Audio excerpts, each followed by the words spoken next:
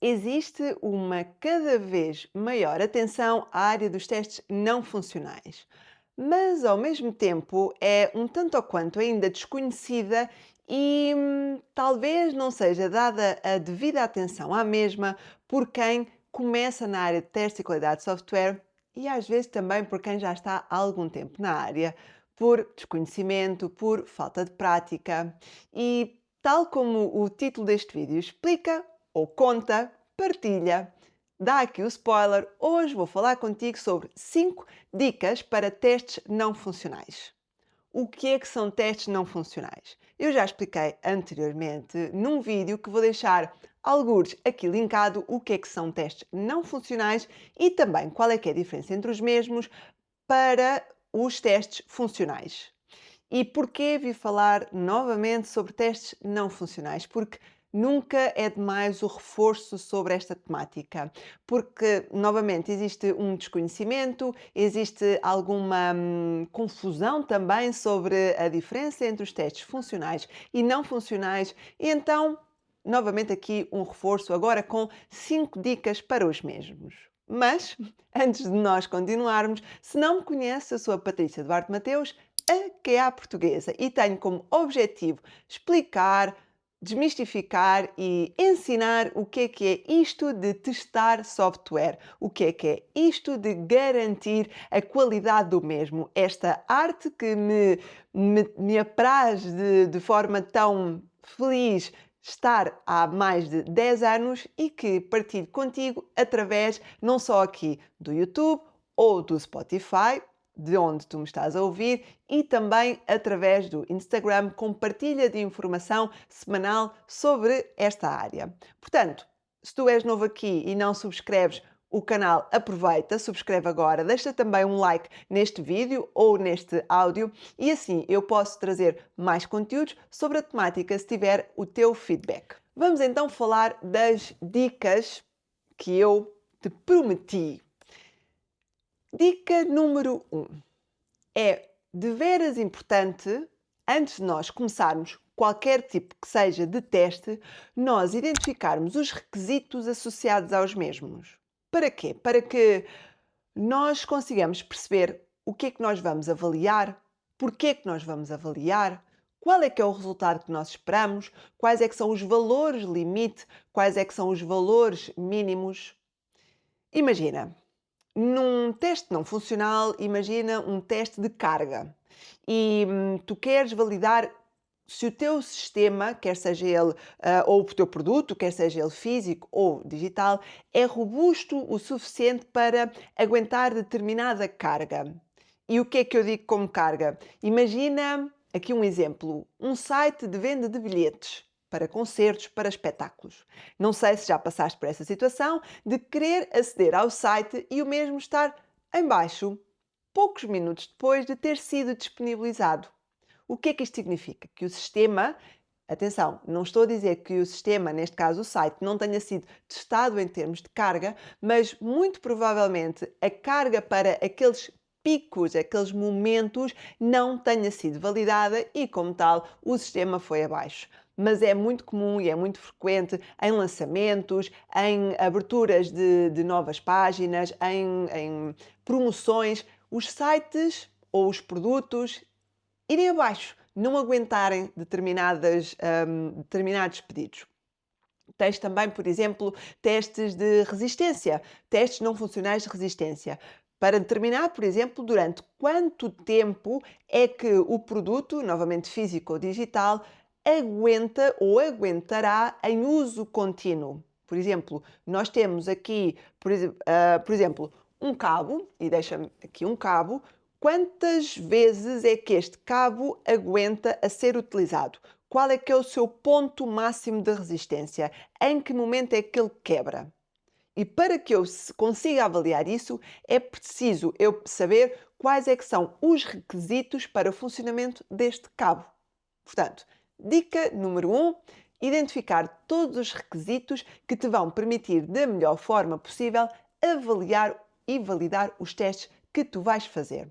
Há, por exemplo, outros testes não funcionais que também são importantes, testes de segurança, os pen tests, por exemplo, os testes de penetração. Nós temos que saber até quando é que o nosso sistema consegue aguentar testes em que estão a tentar entrar no sistema à força. Será que tu sabes dar essa resposta no sistema ou no produto físico ou digital do qual tu és parte da equipa de testes ou és o tester principal? Deixo aqui a pergunta. Dica número 2: utilizar ferramentas especializadas. Embora para os testes manuais não existam ferramentas, ou para os testes funcionais, quero dizer, não existam ferramentas funcionais manuais, porque depois também podes testar os testes manuais de forma automatizada, mas aqui estamos nos testes não funcionais. Para os testes não funcionais, pelo facto de os mesmos muitas vezes não terem uma interface associada, não terem algo visível que tu possas testar, que tu possas quebrar, que tu possas, através do teu olhar, validar e avaliar. Existem ferramentas especializadas no mercado para te auxiliar na execução dos testes não funcionais. E é importante porque é da forma que tu consegues validar da melhor forma possível, utilizar essas ferramentas, mas é preciso conhecer as mesmas, porque é importante entender, se ela vai de encontro ao teu conhecimento técnico, se ela requer licenças ou não para a sua utilização, se é um open source ou não, e se é open source, será que a tua empresa, por exemplo, por motivos de segurança, permite que a mesma seja utilizada? Todos estes pequeninos detalhes devem ser tidos em conta quando tu vais escolher qual é a ferramenta que tu vais utilizar. Dica número 3: planeamento. Aqui não há como escapar.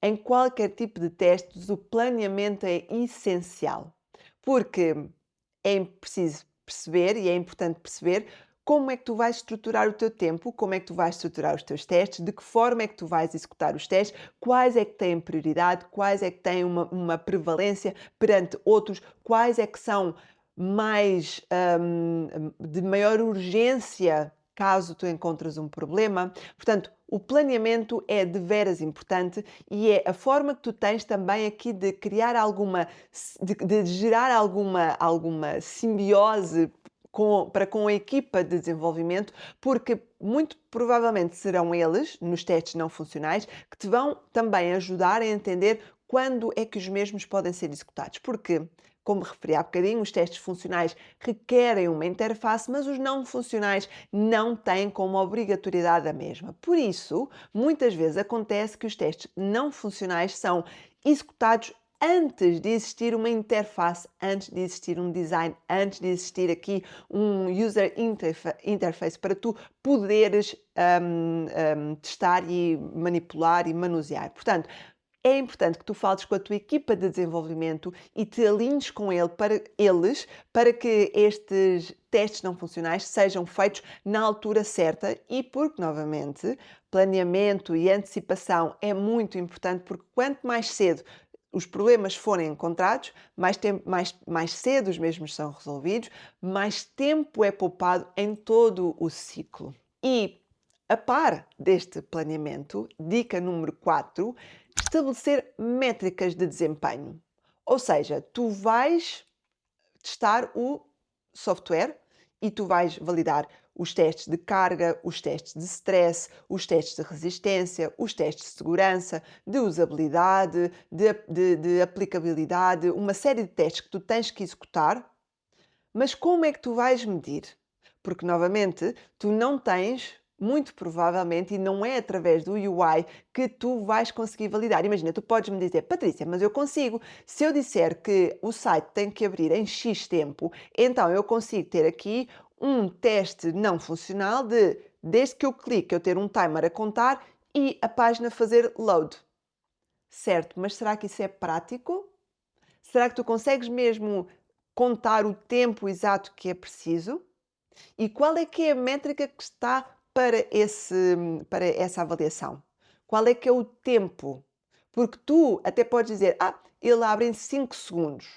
Mas será que o tempo ideal não seria ao final de 2 segundos? É preciso, por isso, ter métricas, valores base que te permitam avaliar da forma mais correta o desempenho do teu sistema, do teu produto.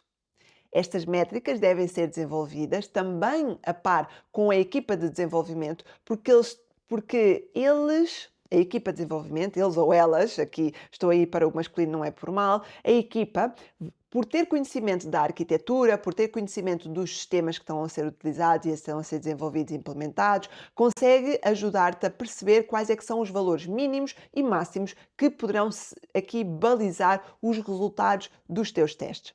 Imagina que tu queres fazer um pedido a uma API e tu queres fazer aqui um teste de carga e tu queres enviar X pedidos, 50 pedidos, e tu queres ter como métrica que durante aquele tempo, para aquele número de requisitos, tu queres um tempo mínimo de resposta X, tu queres um tempo máximo de resposta Y e tu queres ter no mínimo X respostas aos requests. Portanto, dos 50, imagina que tu queres no mínimo 40 respostas durante X tempo.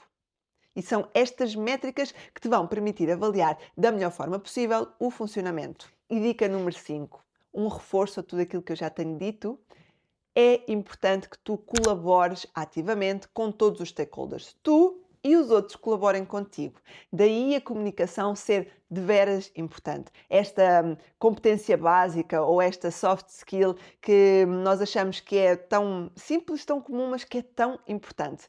Fala com os outros stakeholders, percebe junto dos utilizadores finais o que é esperado. Fala com os programadores, com a equipa de desenvolvimento, sobre o que é esperado. Tenta obter os dados dos dois, tenta também transmitir os teus dados para os dois, para que o resultado dos testes funcionais, ou os testes não funcionais, peço desculpa, tenha o melhor resultado possível. Porque imagina, estes testes não funcionais ou os resultados dos mesmos são aqueles que vão ditar se o teu utilizador terá a melhor experiência para quando for utilizar o teu produto. E dessa forma, o resultado dessa experiência poderá ditar ou não o sucesso do teu produto, do teu sistema, daquilo que tu e a tua equipa estão a desenvolver. Espero que estas 5 dicas te sejam úteis, estas práticas que possas colocar em prática. Se tu ainda não aplicas nenhuma delas, por que não começares aos poucos, gradualmente, a integrá-las no teu dia a dia e olha para os testes não funcionais. Dá-lhes a mesma importância que tu dás aos testes funcionais e acredita que não te arrependerás. Espero que tenhas gostado de mais este conteúdo. Partilha comigo a tua opinião. Vemo-nos no próximo.